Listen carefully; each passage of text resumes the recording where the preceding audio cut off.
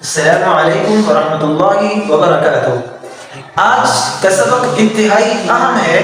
آج ہم پڑھیں گے رائے ممالہ۔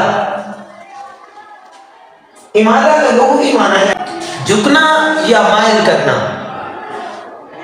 اب را ممالہ کی تعریف یہ ہے کہ وہ را جس میں امالہ کیا گیا ہو۔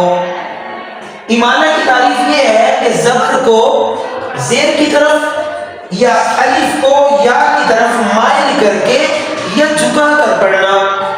جیسے لڑکا، یہاں الف کو اس کی طرف یا کی طرف جھکا کر پڑھنا، لڑکا سے لڑکے، لڑکے، اور اسی طرح قطرہ سے قطرے۔ اسی طرح قرآن مجید میں امالہ جو ہے وہ صرف ایک جگہ استعمال کیا جائے گا کہ یعنی را کو اس طرح جھکا کر جو ہے وہ پڑھا جائے، یا اس کی جو آواز ہے الف کی آواز کو یا کی طرف مائل کر کے پڑھا جائے۔ ایسا قرآن مجید میں صرف ایک بار ہوا ہے۔ سورہ ہود کی آیت ہے بسم اللہ مجریہا، اصل میں یہ تھا مجراہا، اصل میں یہ مجراہا تھا۔ یہاں پر را کے بعد ہا آ گیا، اس کی وجہ سے یہاں امالہ کیا جائے گا اور اس کو مجریہا پڑھا جائے گا، مجریہا۔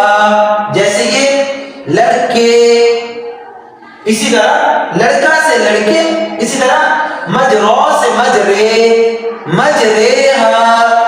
یہ یاد رکھ لیجئے کہ سورہ ہود کی یہ آیت بسم اللہ مجریہا ومرساہا ان ربی لغفور رحیم، اس آیت پہ جب آپ پہنچیں گے تو یہاں امالہ کریں گے، یعنی اس را کو باریک کر کے یا کی طرف، بڑی یا کی طرف جھکا کر پڑھیں گے بسم اللہ مجریہا۔ یہ آپ نے یاد رکھنا ہے کہ یہ قرآن مجید میں را کے اوپر امالہ صرف ایک ہی جگہ پر کیا جاتا ہے، اور وہ سورہ ہود کی یہ آیت ہے بسم اللہ مجریہا۔ امید ہے کہ را امالہ ہمیشہ باریک ہوگا۔ جی یہ بات بھی ہے کہ را کے باریک ہونے کی صورتوں میں سے ایک را ممالہ بھی ہے، اور یہ ہمیشہ باریک ہوگا بسم اللہ مجریہا۔ امید ہے کہ را کے باریک ہونے کی یہ صورت بھی آپ کو اسپیشلی سمجھ آ چکی ہوگی۔